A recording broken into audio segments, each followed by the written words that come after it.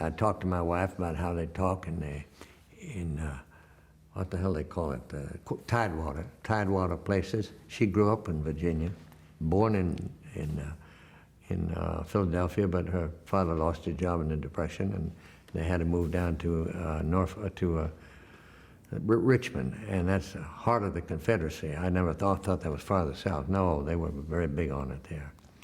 And so I listened to some of the people who talk, and so I could do that. And I went into an office, and this guy said, I need somebody to play Robert E. Lee. I said, well, I think I can do that if I have to. He said, say that again. I didn't. He said, read this. I read it, and he said, okay, you got the job. And so the next thing I knew, I was on a plane.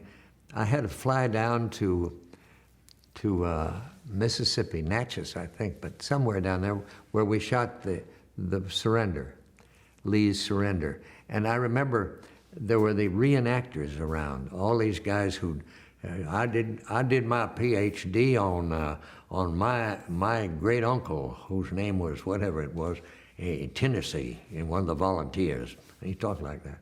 So, and they were down. So I said, well, how did Lee ride when he rode the horse? Said, oh, he'd sit there with just one hand on the reins and his hand by his side. I said, all right. And when he got off, I said, well, he told me some other stuff. And so anyway, I was really great because I got to do this authentic thing down in Mississippi with him. And in order to do it, because I had another job called Alcoholic Children of Adult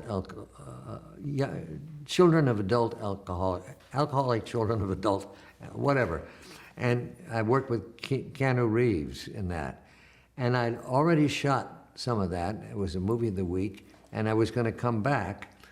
And I didn't want to lose that, but I also didn't want to not do the Robert E. Lee. So I had to rent a plane because of where they were. There was no airline that flew in there. So I rented, one of those, whatever they were called, the fairly high-end sort of plane with a small number of seats in it.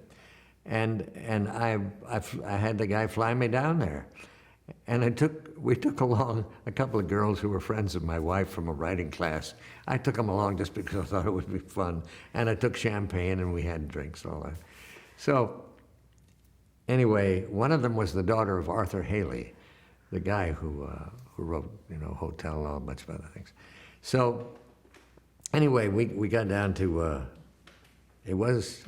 I guess it was Natchez, somewhere in Mississippi anyway.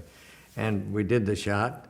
And when I came out, they said that Lee had stood on the porch after meeting with Grant and surrendering, that he came out and his horse wasn't there, Traveler. And so he was disappointed, and he had these gloves, and he kind of slapped them a couple of times on his hand. And the director said, well, don't waste your time with that. And these reenactors said, oh no, that's what General Lee did, and he has to do that because that's authentic. So it was kind of fun doing that.